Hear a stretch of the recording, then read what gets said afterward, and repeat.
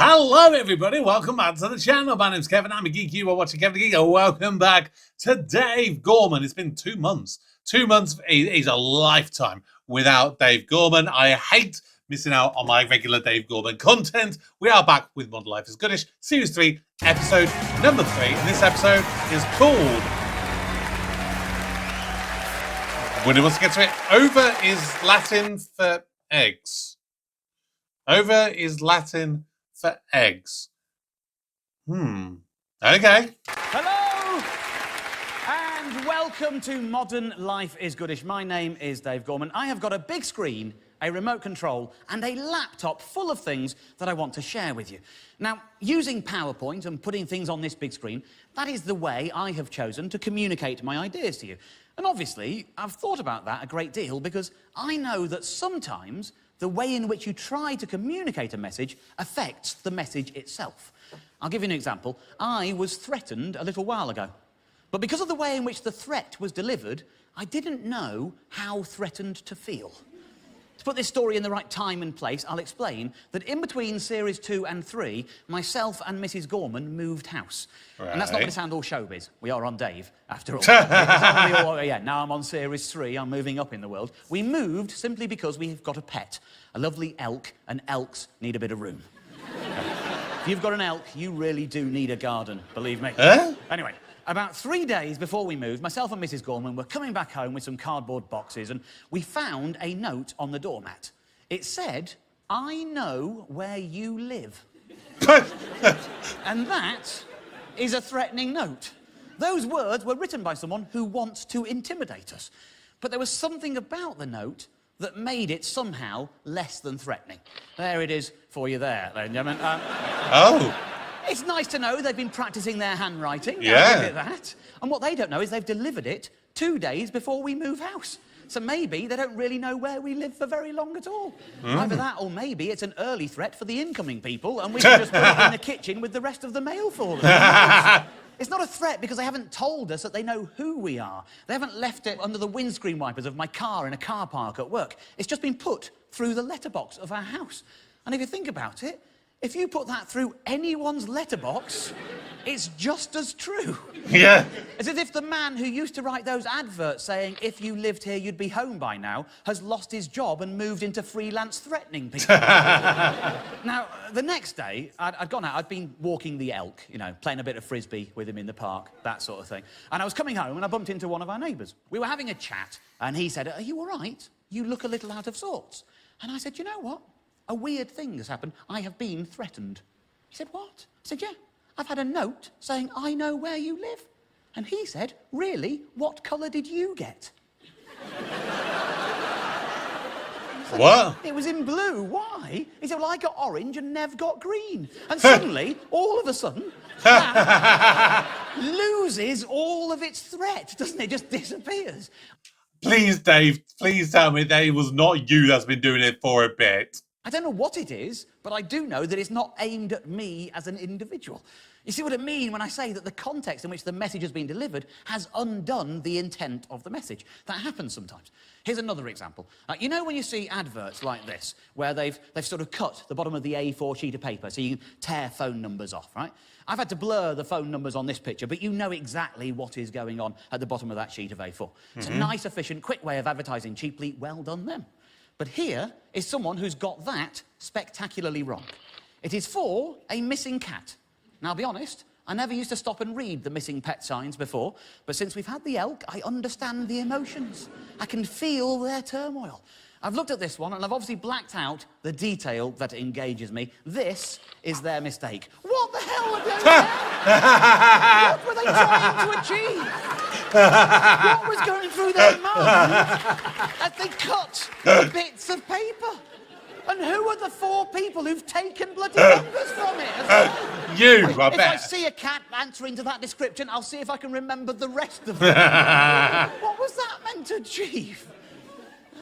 We haven't moved far. We haven't moved house, but we haven't moved far. Just a couple of miles, basically. But things are just a little bit different. You know, you've got different habits. I've got a new local station. My new local station is Hackneywick. You know when you see something every day? It just becomes part of the background, so you don't always take in the details. That's happened to me at Hackneywick Station. I'd been going there most days for 2 or 3 months before it suddenly occurred to me there is something odd about that sign. There it is there. Loughborough University in London. What is Loughborough University doing in London? Yeah, that's up near past Leicester. There? It's not bloody geography, is it? I have lived in the East End of London for nearly 20 years. I cycle a lot. I walk the Elk a lot. He covers a lot of ground. I think I would have noticed a university. So I thought I'd see where it's supposed to be. On their website, there is a map. And as you can see, it says the office building is there and the campus is supposed to be there. Right. So a couple of days ago, I got on my bike and went for a little ride to see what is there, see what it actually looks like. And that is what it's meant to look like according to their website. Okay. And that is what it looks like. And that is supposed to be the office building. Nice. Is it just me, or is that writing a cheque it can't cash? Yeah, I love that. Presumably, that is what they are going to build there, but that is still no excuse for having Loughborough University in London. It just doesn't make sense. Presumably, they're calling it Loughborough University in London because what they're really trying to do is appeal to overseas students. I reckon that's where the money is these days. Those are the people who look at Britain and think, yeah, London is where it's at, that's the cool capital city. They don't want to go to Loughborough, do they? In which case, why call it Loughborough University? That is possibly the worst word you could possibly use to appeal to overseas students. That is the hardest word in the world for non-native speakers to pronounce. Just look at it. It's got 2 of those in it, for crying out loud. There are 7 different ways in which that syllable can be pronounced in the English language. Yeah. That can be an or an uff, or an o, or an oo, or an or an off, or an ow. That is 7 different syllables. How is a foreigner supposed to grapple with that word? It's not even as if it's doing the same thing twice, is it? It changes its pronunciation halfway through the word. And that's no wonder why my German teacher at school said, as a secondary language, English is the hardest language to learn. It's because you've got stupid grammar rules like bloody that. I'm no doubt not the first person to see this and to think this, but I promise you, I have convinced 3 people in my time that this is the case. I go to that station often. It's not rare to see an American studying that sign, looking perplexed. And on 3 separate occasions, American people have said to me, "Excuse me, young man, what is this place?" And I always tell them, it's Lowbrow University.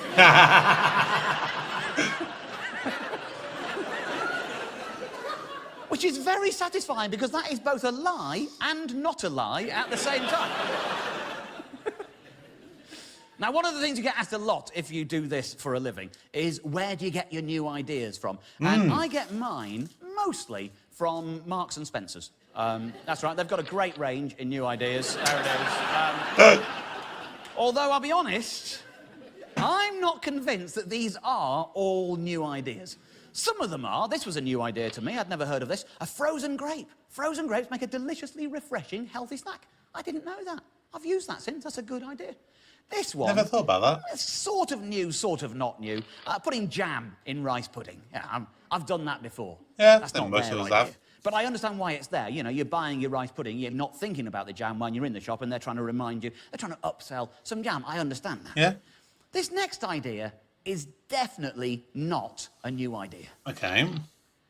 Make your night in special by pairing your meal with a bottle of wine.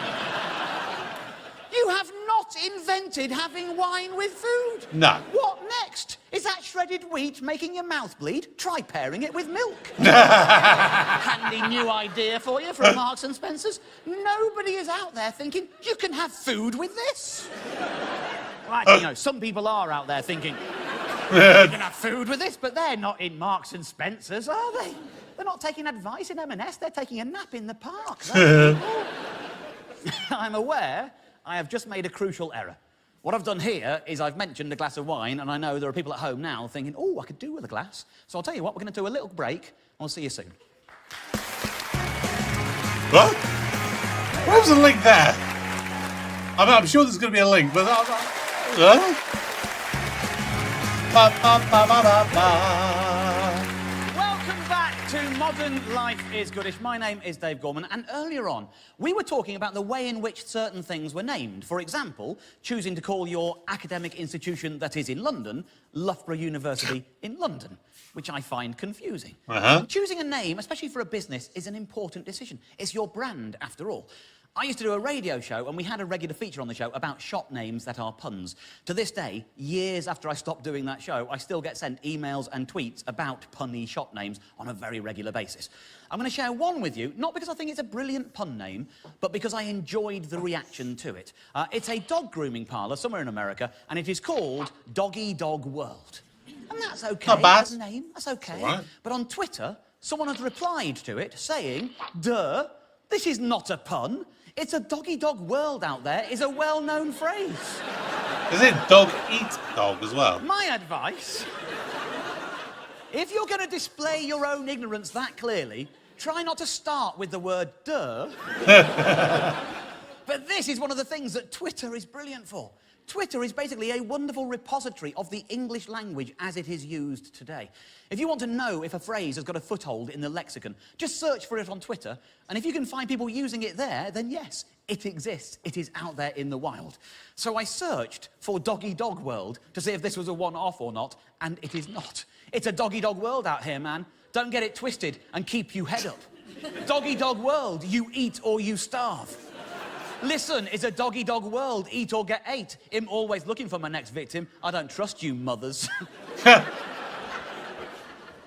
And how do two of them know it's about getting eaten or eating and not know that it's dog eat dog? Thank you, I There are thought. loads of these phrases out there. For example, if only, alas, they made critics like Owen Shearer and their elk looked good and right.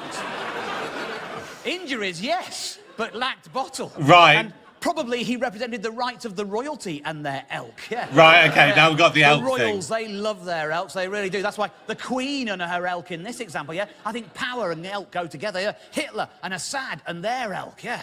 Imagine Hitler and Assad sharing an elk and a platform. And my favourite of this particular genre, can't stand Mock the Week. Just another chance for Dave Gorman and his elk to show off. Which is confusing. Which is confusing to me for a couple of reasons. Firstly, I have never been on Mock the Week. Never. I mean, I would have watched that. Secondly, my elk is not a show-off. As elks go, he is very shy. If you're interested, I have got a photo of my elk. Look at him there, he's a magnificent beast. He loves the game of frisbee, like I say. Oh, he really loves a game of frisbee. Ah, good catch, Brooks, good catch, yeah.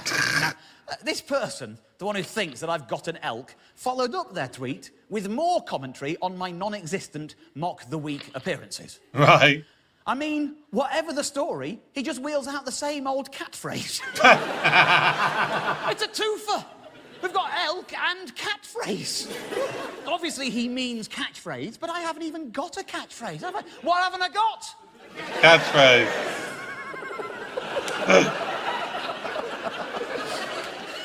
What's even weirder is he thinks he knows who I am and what my catchphrase is. Maths.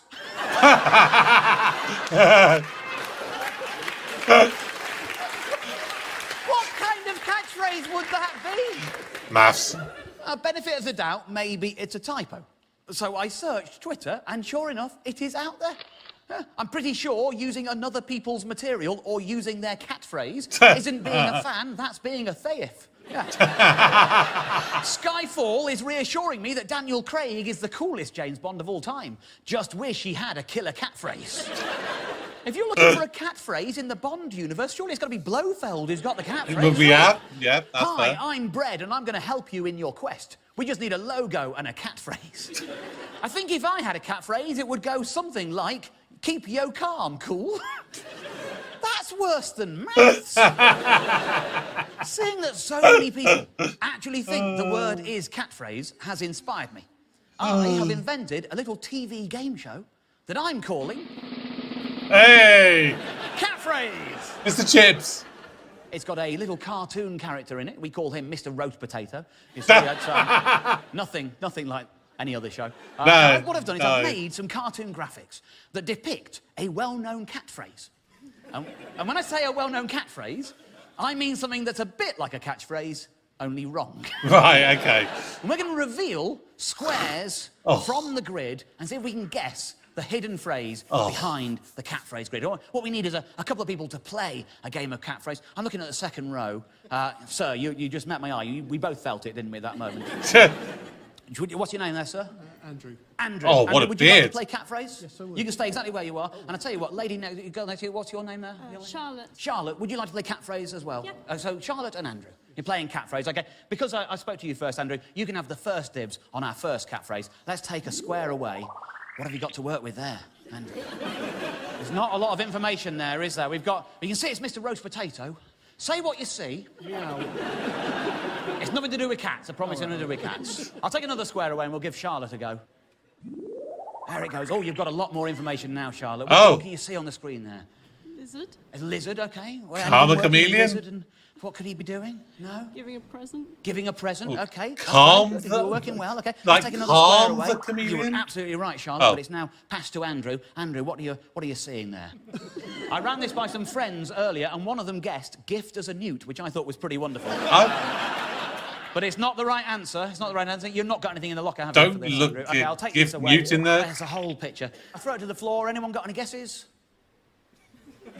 Nobody at all. I think it's obvious when you see it is obviously from the gecko, ladies and gentlemen. There you go, from the gecko. There you go. That's how you play catchphrase. From the gecko. You'd be amazed at the number of people out there who think that the phrase "from the get-go" is from the gecko.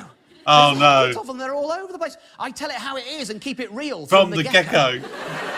There is debate. They might mean from the ghetto, but I'm pretty sure they mean from the get-go. Right from the get-go, I will raise kids who are aware of the cause and effects of all elements of reality. I think there are a few things your kids are going to be unaware of. In a way, I understand how this has happened, because if you think about it, we all have phrases that we use that don't really mean what they say. We all say things like knock the spots off or paint the town red, phrases that we use but don't really understand any literal explanation for their presence. So these people have heard get-go as gecko. Let's play another game of catchphrase, ladies and gentlemen. Let's pick... I'm notorious for getting things wrong. Like, for years, you know the song Golden Brown by the Stranglers, you know, golden brown, texture like sun, lays me down, da-da-da-da. That, for years, and despite the fact that it came before I knew anything at all, I swore blind that it was Gordon Brown, not Golden Brown. Get another couple. Let's go over to this side. The man in the red, white, and blue check shirt caught my attention on the third row. Of course and he the did. lady in the stripy orange and black. You'll be the pair for this. So let's remove a square. We'll let ladies go first on this occasion. Let's remove a square and see what you've got to work with there. What are you seeing there, madam?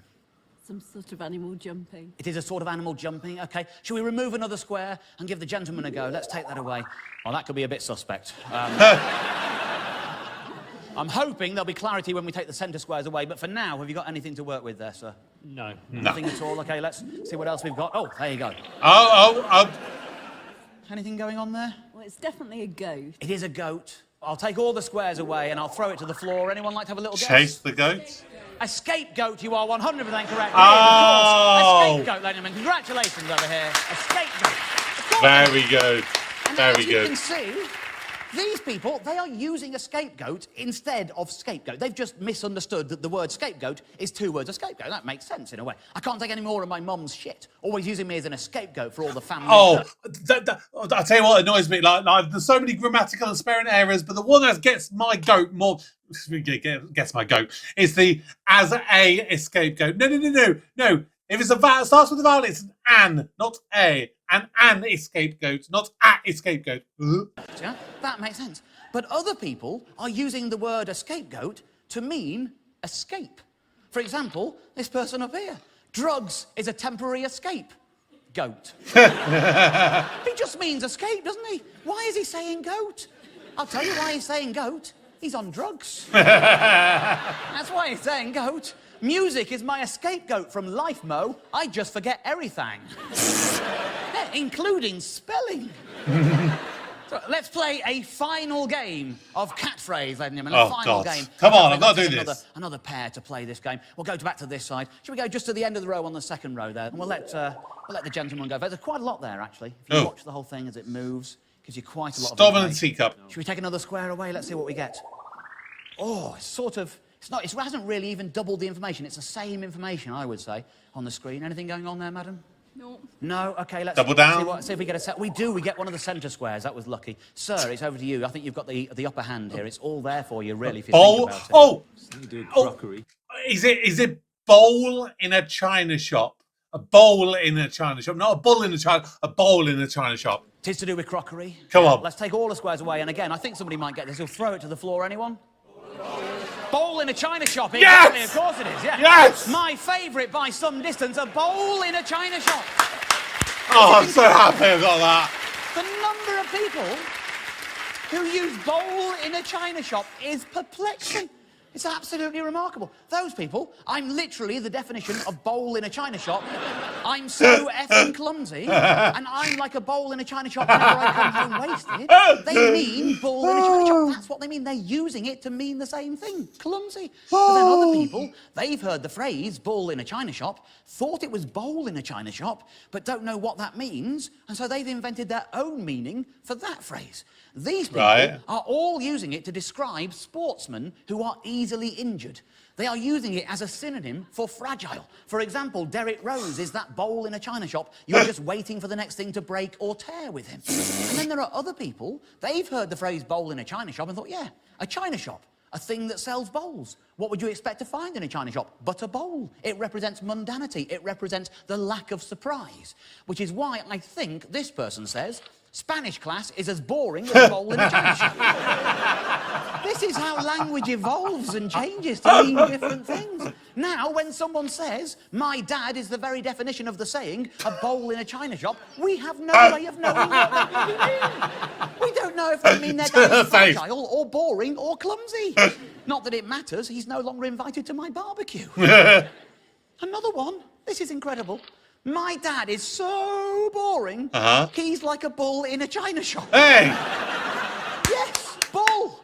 We've gone full circle now, haven't we? What's happened here is that we've got the phrase bull in a china shop, which means clumsy. But some people are hearing the phrase as bowl in a china shop, but they are using it in the same way to still mean clumsy. But then there's a third group of people who are hearing it as bowl in a china shop My mind and they're hurts. making sense of it by coming up with definitions of their own, such as fragile or boring. And we, who know the correct phrase, think that that is right and that all of the others are wrong. The truth is that their made-up definitions are completely legitimate. They're just as right as the original phrase, if you think about it. And doesn't the existence of this tweet suggest that maybe the original phrase was bowl in a china shop, which means boring. But she has misheard it as bull in a china shop, but is still using it in the same way to mean boring. In which case, how do we know that bowl in a china shop isn't the original phrase, and we're the people who misheard it as bull in a china shop, and we're the ones who have invented our own definition to be clumsy? Chicken and egg, we don't know who started it. My brain This stuff hurts. gets me quite worked up. It's like a red rag to a bowl for me. But we have to go to a break now, ladies and gentlemen, but there is one thing I need to say before we do. Maths! Wow, such an amazing catchphrase. If only I could come up with some sort of catchphrase I could use in every video. Welcome back to Modern Life is Goodish. We were talking earlier on about how things are named, businesses, for example. And choosing a name for your business is very important. And sometimes you get it right, but then fate comes along and the whole world changes around you and you find yourself suddenly in the wrong. For example, there is a woman who owns a frock shop in Malvern in Worcestershire called ISIS. She has been getting bomb threats from people because they assume that she is funding ISIS. Because that's how they work, obviously, and they open dress shops in nice rural communities in Britain, and they raise money for their terrorist acts. And they don't think we could do this under another name. People will be upset if they know who it's for. They think, no, let's be proud. Let's put our name on the front of the shop. That's how it works. My favourite thing about this story was that somebody on Twitter commented, feeling sorry for the ISIS boutique, the Syrian branch of ISIS shouldn't be allowed to use that name if it already belongs to a business. That's pretty good. It's the use of the word branch. It's the use of the word branch that is so lovely. And the idea that out of all of ISIS's sins, you're going to be upset about their not obeying copyright and trademark goes to the top of the list. I don't think you know how they operate. I think she's got two options, really. She can either change the name of the business or change her target market and make the stock more covery-uppy. If it was me, I think I would probably change the name of the business, although that is a risky strategy. I have actually got a friend who studied marketing at a middlebrow university. Sorry, no, it was Middlesbrough University. And he says changing the brand of anything, if it's a success already, is a very risky move. But some businesses do it. For example, most of us would have grown up eating the cereal Sugar Puffs, wouldn't we? Yeah. Oh, yeah. You can't buy Sugar Puffs anymore. Or rather, you can, but they're not called Sugar Puffs these days. They're not? They're now called Honey Monster Puffs. That is a big thing to do, isn't it? Really? You've got a successful brand, why would you change it? I'll tell you why they changed it. I think they have been softening us up for this marketing shimmy for 40 years. I'll explain my theory with the help of a little timeline. Now, long before Sugar Puffs, there was a cereal called puffed wheat. Puffed wheat was essentially your Sugar Puffs without the sugar or the honey. It was literally some wheat that had been puffed. Right. It was an austere cereal for austere times between the wars. Now, I know what you're thinking. It is worth pointing out that at that moment in time, they wouldn't have called that between the wars. Now, let's move the timeline on a bit. If I shove it down that way, we'll see what happens next. You'll know that during World War II, 1939 to 1945, lots of things were rationed, and sugar was one of them. Sugar rationing started in 1940. Now, youngsters who don't know very much about the war, they often imagine that it looked like that. They think that rationing must have ended when the war ended, but it went on for a lot longer. In fact, sugar rationing didn't end until 1953. And it was in 1954 that they introduced Sugar Puffs to the world. Right. You wouldn't launch a cereal called Sugar Puffs in today's climate, would you? For a start, the makers of Sugar Puffs would sue you. That much is obvious. Also, sugar is something that we think our children have got too much of. But they called them Sugar Puffs then because it made sense at the time. In 1954, a good parent wanted to get little Johnny to stand in the street, pull his head back and pour sugar down his throat in the hope that Mrs. Jones from number 32 was watching. It was a different time. Sugar was a luxury. You had been denied sugar for all those years. So when they came to choose which ingredient to name it after, the honey, the wheat, or the sugar, they chose the sugar. And so Sugar Puffs were born. And they've opened the floodgates, haven't they? In the 60s, it was Cocoa Pops. Cocoa Pops. Chocolate for breakfast for children. What the hell are they doing? You wonder why we've got knife crime today, ladies and gentlemen. That's the reason right there. Chocolate for children for breakfast. We're not bloody French, are we? What are they doing? Now, the 70s, kids are wearing jeans, they're swearing, they want a skateboard, they've seen American telly, their whole world's going to pot. They're doing because drugs. They've got too much sugar in their system, the kids are running wild. So sugar is now the enemy. But you're the makers of Sugar Puffs. You can't have that. You can't change the name of a leading brand. So what you've got to do is change people's perception. You want people to see the words Sugar Puffs and not think of sugar. And that is why, in 1976, I believe, they introduced the Honey Monster. There he is, not the most scary tracksuited monster from the 70s, but there he is. Well, yeah. Honey Yeah. Monster. Yeah. Now, if we shift the timeline on again, ladies and gentlemen, and we examine the 2010s, you can see that nearly 40 years have gone by since the introduction of the Honey Monster. That is 2 generations at least of parents who don't remember sugar rationing and whose prime association when they think of Sugar Puffs is the Honey Monster. So, of course, it is now safe to change the brand from Sugar Puffs to Honey Monster Puffs, which they did in 2014. But that's a weird thing. Like, I don't ever remember him being called the Honey Monster. I just knew him as the Sugar Puff Monster. I mean, I very rarely had those kind of, breakfast treats. We couldn't really afford it. We just had, we didn't even have Weetabix. We had the Sainsbury's Own or whatever it was. Was it really called the Honey Monster? I think one of the things we learn from all this is that no sensible person launching a new product today would include the word sugar in their brand, would they? No, it's all protein. Which is why it's quite odd that the tennis player Maria Sharapova has done just that.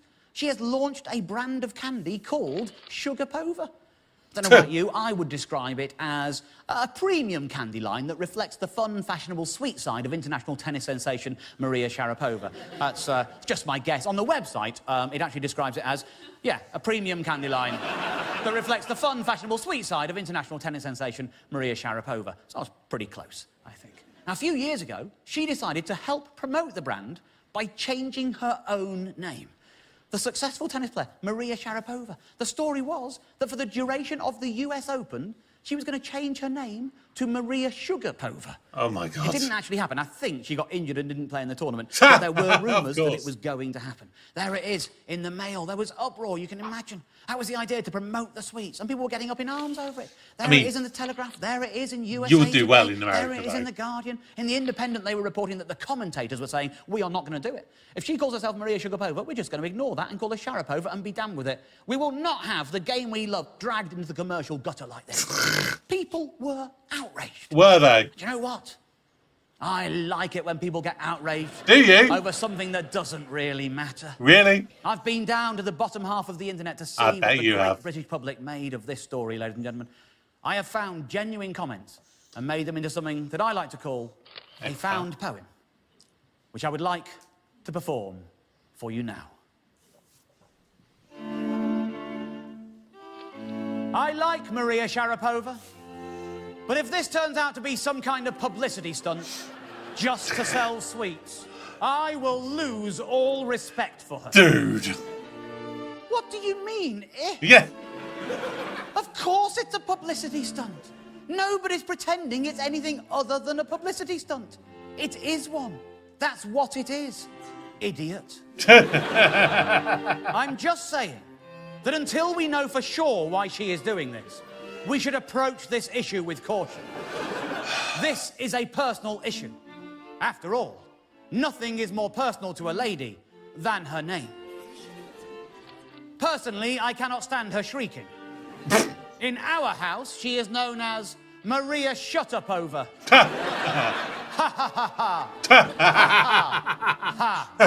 Laugh out loud. This blonde grunter is so full of herself. I call her Maria what an egover. This is revolting behaviour from someone who is supposed to be a role model to the world's youth. If she's doing this, why not go the whole hog and just auction off her knickers?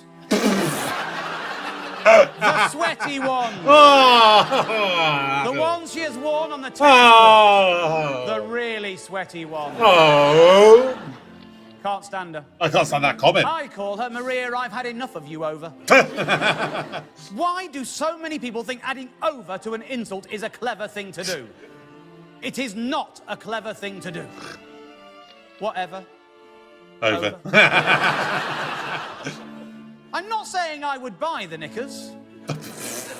Just that they would make the most money. Maybe because the they would be socks. sweaty. No, Maria Sharapova? Maria Sharapa your face, more like. That doesn't count. It doesn't end in over. Her name ends in over. How's about Maria Legover? Whoa. Yes! That's more like it. The article claims that she is the richest female athlete in the world. Uh-huh. If this is true, then I am deeply offended by this whole enterprise. Oh, this is going to be a long one. If you are the richest in the world, it stands to reason that you do not need any more money. Because you have more money than everyone else in the world. Hence, you are the richest. Of course, it might well be that this article is incorrect and she is not the richest female athlete in the world. Maybe she is only the second, third, fourth, or even fifth richest. Or whatever. If that is the case, then this is obviously okay by me. After all, who wouldn't want to be the richest female athlete in the world? And who's to say that all of a female athlete's wealth should be earned through female athletics alone? Nobody would say that. So I say good luck to her. Unless the article is true and she is already the richest. In which case, I call it differently. Under those circumstances, I can't. I say greedy! Let someone else have a turn. I think she should do it. And then I think all the other players should let her win the US Open. And the trophy should then be engraved, Maria Sugapova. And then, every time she looks at her trophy, she will be reminded of what an extremely silly girl she is. I don't think that's what you'll be reminded of. Over is Latin for eggs. Oh, I thank you. I forgot that's the title of the episode. Ladies and gentlemen, the Bill Roth. I would never have made that I'll link. see you after the break. Oh.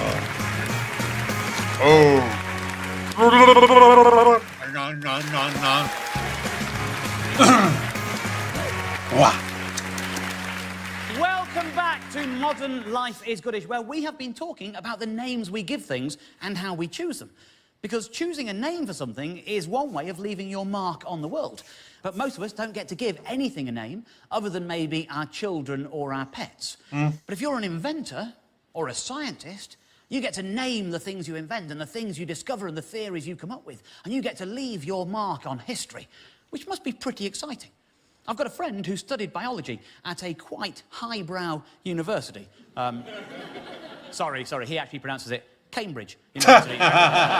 He positively lives for the day that he might discover something that will take his name forever.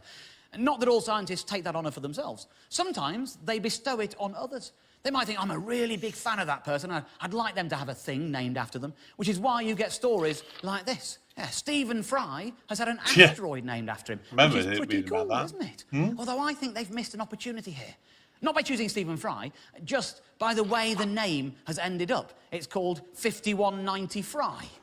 I don't think that's really working for me. In 100 years' time, if someone's looking through a list of asteroids and they see 5190 Fry, they won't really know who it was named after, will they? They should have called it 5190 Stephen Fry to give it a chance, obviously. I mean, other people, they get it right. Benedict Cumberbatch, for example. You know Benedict Cumberbatch? Yeah, the actor, plays Sherlock. To me, he's most famous for this photo. Photobombing Bono on the red carpet at the Oscars last year. Anyway, someone decided to name an insect, a tiny little Crimean mite, after Benedict Cumberbatch as a birthday present. There it is there. They have paid to change its name so that it is now called Pseudopygmaphorellus Benedict Cumberbatchi.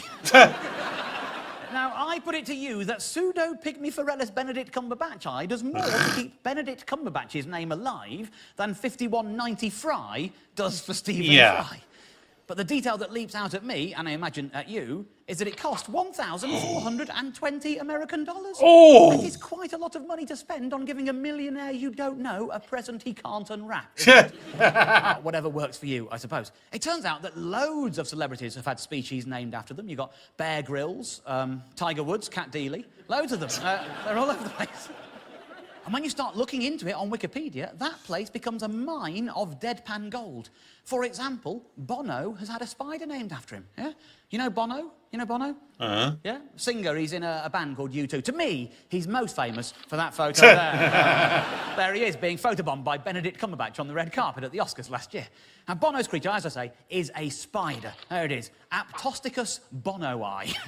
It's not random, though. There was a reason for choosing the name. As you can see, this species was found in Joshua Tree National Park. You see? Right. U2 released an album called The Joshua Tree. You understand? Oh, okay. But this is what I mean about it being a deadpan gold mine. The very next sentence is a beaut. No explanation, no names, no pat drill, just a fact that is impossible to ignore. Only 7 species of Aptosticus were known prior to 2012, including the Angelina Jolie trapdoor spider. What? I like it when there's a reason for the name. For example, there is a species of fly that is named after the singer and actress Beyoncé. And the reason is because of its striking golden behind.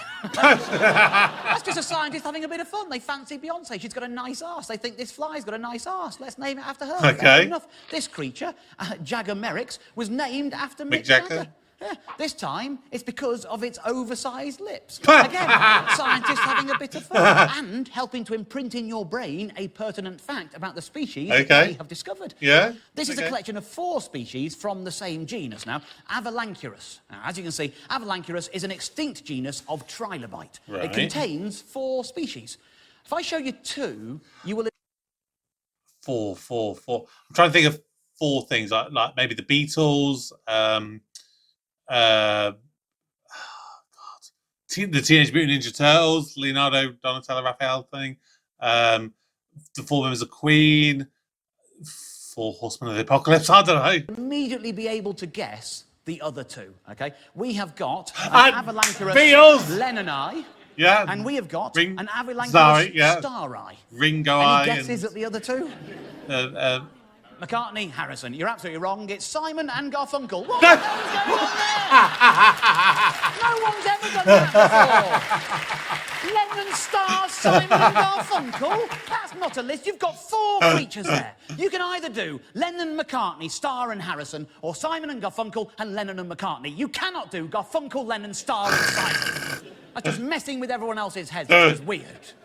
I was looking into this odd world in the office. We came across this website. It's called Yourspeciescom. More than 10,000 new species are discovered every year. One of them could bear your name. It's a website where you can pay to name a new species, which, as it says, is a unique gift to a unique person. So we're looking at this, and one of the producers says, I know. Why don't we name a new species after the show? And everyone in the office gets a bit excited about this, and I'll be honest, I wasn't really comfortable with it. It felt a bit commercial. Even though most of the money goes to the scientists who discovered the creature and helps pay for the conservation and the research and the rest of it, I just prefer the world in which scientists are either naming it after themselves or having a bit of fun with it and naming it after someone who shares a characteristic with it or whatever. You know, I've shown you the kind of ones that I enjoy. But I didn't say no. Because I didn't think it was even going to happen. I didn't think it was going to happen because the producer said, I'm going to email the channel and see if they'll give us some money for it. And I just thought, well, it's not going to happen then. They'll never, ever spring for that. It's out of our league because it is not cheap. If you go for anything that's pretty or photogenic in some way, like a red frog, that costs $21,300. A nice, pretty flower, $11,500. Even mushrooms are nearly $6,000 for crying out loud. Bloody hell. That is a lot of money. I was looking through the site, I saw these fellas. I thought, that's taking the piss, isn't it? Are they really 4 different species? Or is that one creature changing its hairstyle? Look at that. Those 3 there, look at them. They're the same thing, aren't they? Sure, why is that one cheaper? How have they decided that that one is worth $560 less than the other 2? I don't understand it at all. I don't think those 3 are any different to that one, really. I think basically that one's like the lead singer, and that's the backing band. One's Freddie Mercury. Or they are a barbershop quartet.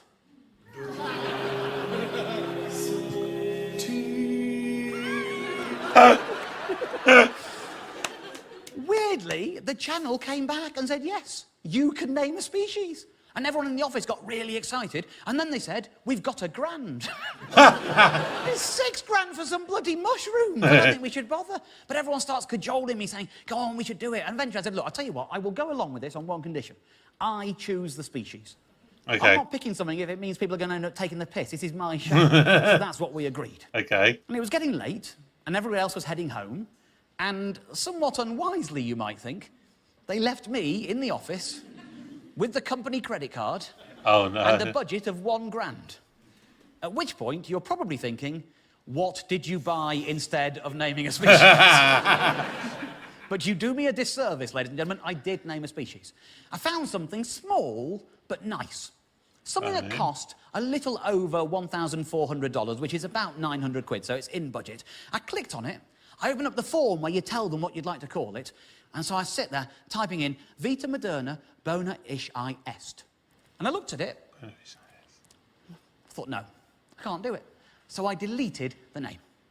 And then I thought, I'll name it the way I like things being named.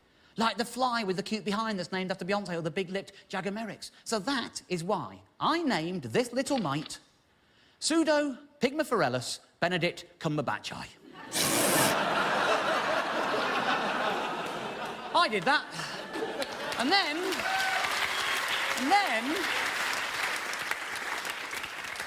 having done that, I just went straight to Benedict Cumberbatch's Wikipedia page just to see if anyone else had beat me to it, and they hadn't. Yeah. And I discovered that by complete coincidence, it was 3 days before his birthday.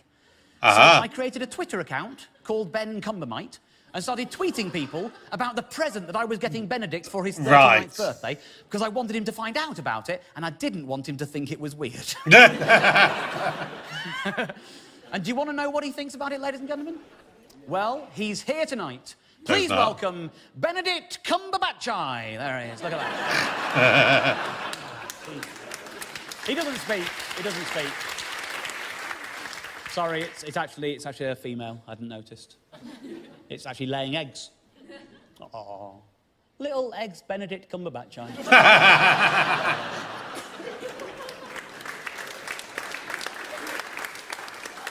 That is down to me, that is. I did that, and I'm glad. I'm glad I stuck to the higher ground. I'm glad I did that with somebody else's money.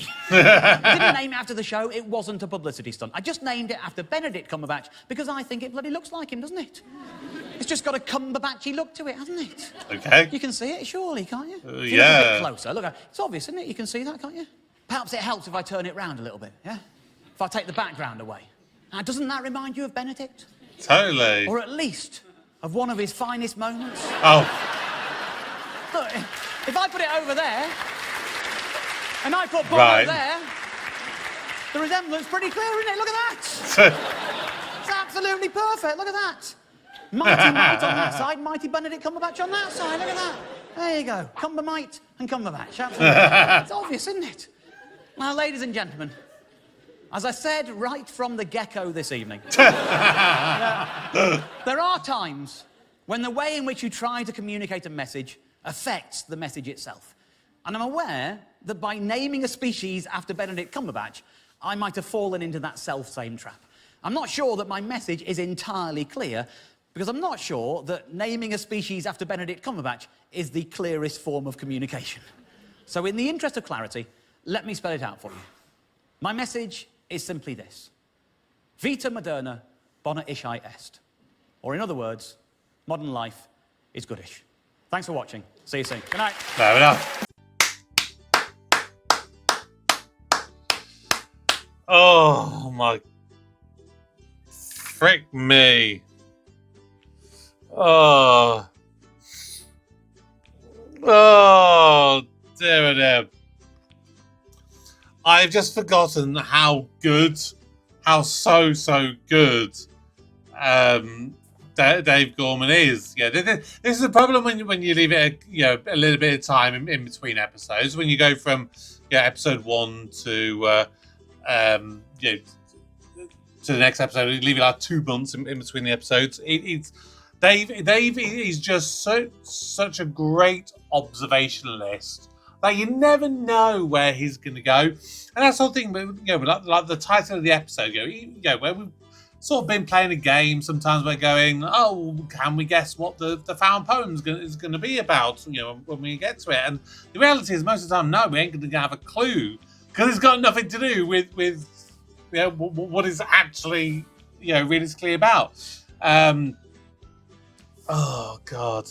It was very, very intriguing, though. And the whole thing about choosing the brand names and stuff, it got me thinking as well. Like, I've never really watched it as a show because I don't know why, but the very kind of nature and kind of idea about it just feels like I would get annoyed watching it. It'd be one of those shows that possibly you actually may enjoy as a reaction just because how annoyed I'd get with it. Something like The Apprentice and Alan Sugar, who of course has featured on Dave Gorman in previous episodes.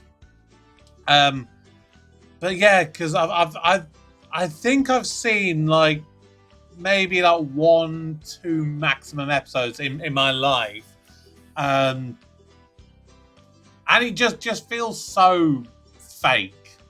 From what I vaguely remember of the little bits. I don't even know if I even saw a whole episode. I might have probably watched 10 minutes of it and probably turned it off.